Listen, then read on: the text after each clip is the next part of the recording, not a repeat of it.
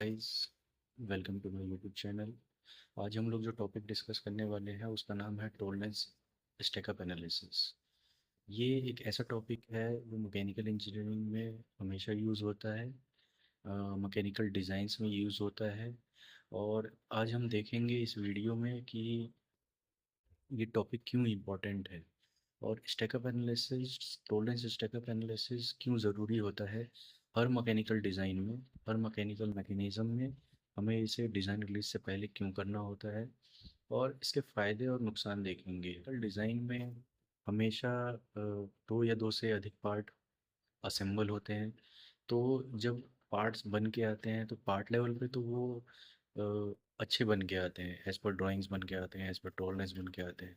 But जब हम उसको असेंबली करते हैं, असेंबल करके देखते हैं मैकेनिज़्म के हमारे डिज़ाइन में, तो वो फिर कई बार फिट नहीं होते हैं।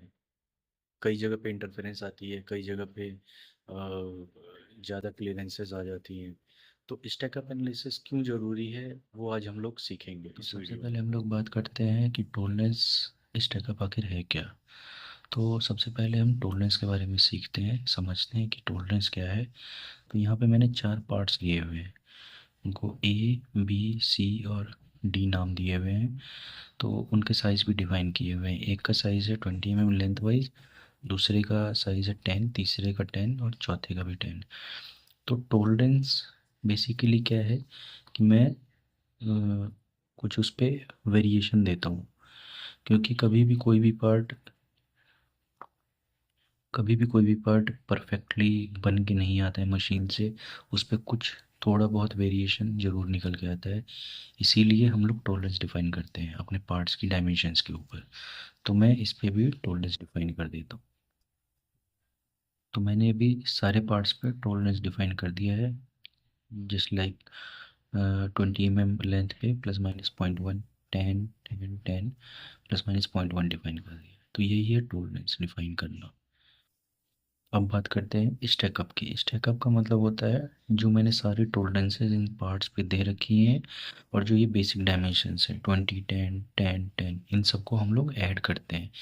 तो मैंने यहाँ पे एक इन्हीं चारों पार्ट्स को एक असेंबल्ड कंडीशन में दिखाया हुआ है, जैसे कि आप देख सकते हैं A, B, C, D। तो इन सारे पार्ट्स को टॉलरेंस के साथ ऐड करने को ही स्टैकअप कहते हैं। तो यहाँ पे मैंने टॉलरेंस स्टैकअप समझाया है। इस तरीके से सारी डायमेंशंस ऐड हो जाएंगी। अब हम लोग समझते हैं कि टॉलरेंस स्टैकअप क्यों ज़रूरी है, क्यों हम लोग करते हैं टॉलरेंस स्टैकअप अपने डिज़ाइन को फाइनल करते समय, डिज़ाइन रिलीज से पहले। तो टॉलरेंस स्टैकअप क्यों ज़रूरी है मैन्युफैक्चरिंग के लिए, डिज़ाइन रिलीज़ करने से पहले, वो समझते हैं। तो मैंने यहाँ फॉर एग्ज़ाम्पल 3 पार्ट्स लिए हुए हैं, जिनको A, B, C नाम दिया हुआ है, और इन्हीं को एक असेंबल्ड कंडीशन में यहाँ पे दिखाया हुआ है सेक्शन व्यू में। तो इनकी जो जो डायमेंशंस इंपॉर्टेंट है वो मैंने यहाँ पे मार्क किया हुआ है।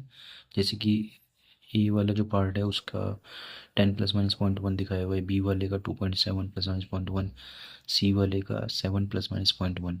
और यही सारे डायमेंशंस को यूज़ करके मुझे गैप जो एक्स है वो निकालना है यहाँ पे। तो जो गैप एक्स है वो मेरे लिए इम्पोर्टेंट है इस असेंबली में, कि वो गैप एक्स कहीं इतना ज़्यादा ना हो जाए कि वो असेंबली में लूज असेंबली हो, और इतना कम भी ना हो जाए कि वो इंटरफेरेंस क्रिएट कर दे। तो यहाँ पे हम लोग समझेंगे कि वो टोलेंस स्टैकअप करके समझेंगे कि डायमेंशंस कैसे दी जाएं, और अ, किस बाइलेटरल दी जाए, यूनिलेटरल दी जाए, कि वो मेरे लिए स्टैकअप करने के बाद मेरा इंटरफेरेंस या फिर क्लियरेंस ना बने। तो मैं सबसे पहले ए डायमेंशंस को मार्क करता हूँ। ए जो है 10 + 0.1 -0.1, बी 2.7 + 0.1 -0.1, सी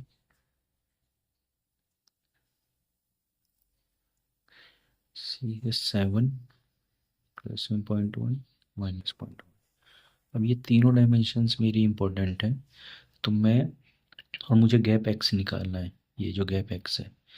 तो गैप एक्स निकालने के लिए मुझे ए में से बी प्लस सी को माइनस करना होगा।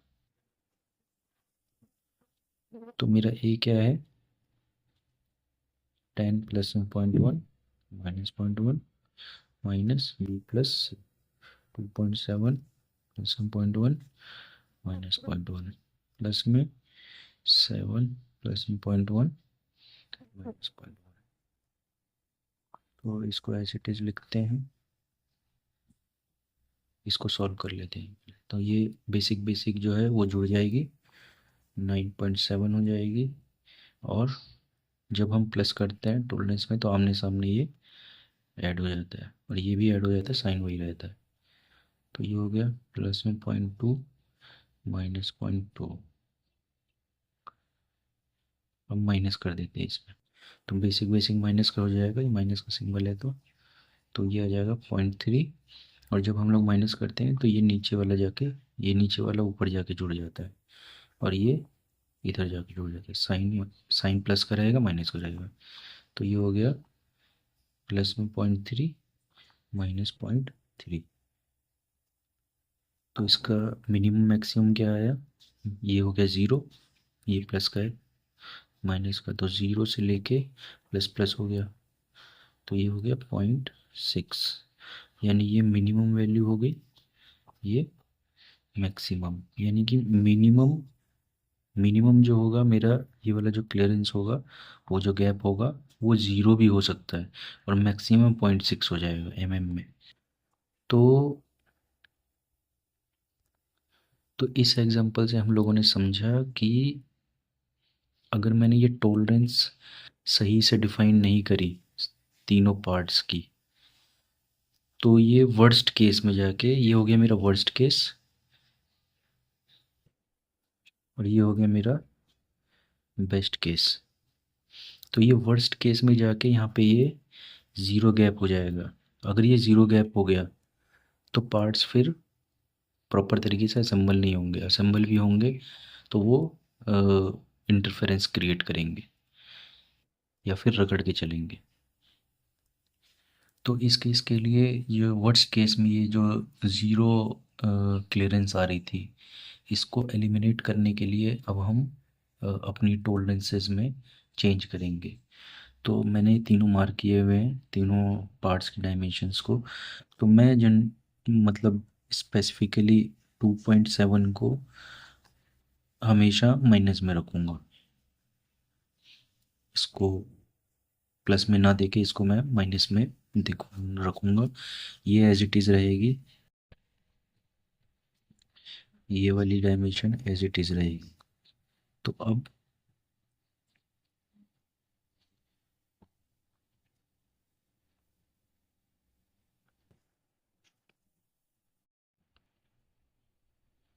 .7 माइनस 0.1 प्लस 7,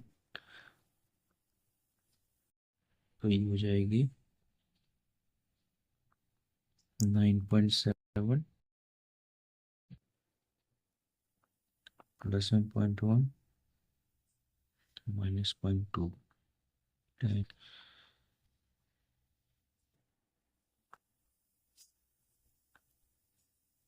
में 0.32। तो ये किसी भी केस में, तो ये किसी भी केस में 0.1 का क्लियरेंस हमेशा रहेगा, ये ऊपर वाला जुड़ जाएगा 0.6। तो ये वर्स्ट केस में हमेशा ये क्लियरेंस ही रहेगी, ये भी क्लियरेंस। तो टॉलरेंस स्टैकअप क्यों ज़रूरी है मैन्युफैक्चरिंग के लिए डिज़ाइन रिलीज़ करने से पहले, वो समझते हैं। तो मैंने यहाँ, तो दोस्तों अभी हम लोगों ने आज जो टॉलरेंस स्टैकअप का मेथड डिस्कस किया एक एग्जांपल लेके, वो मेथड कहलाता है वर्स्ट केस एनालिसिस मेथड। और इसका एक दूसरा मेथड भी होता है जिसे आरएसएस मेथड भी कहते हैं, जिसको रूट सम स्क्वायर मेथड कहते हैं। उसका एक फॉर्मूला ये होता है, T assembly is equal to T1 का स्क्वायर, T2 का स्क्वायर और टी थ्री का स्क्वायर, और सम में अंडर रूट हो जाता है। तो इस मेथड के बारे में हम डिटेल्ड जो डिस्कशन करेंगे वो नेक्स्ट वीडियो में करेंगे। अगर ये वीडियो आपको इन्फॉर्मेटिव लगी हो, 10% भी आपकी नॉलेज में ग्रोथ हुआ हो, आपको समझ में आया हो एक्चुअली में स्टैकअप एनालिसिस क्या है, क्यों करते हैं, तो चैनल को लाइक शेयर एंड सब्सक्राइब ज़रूर करें।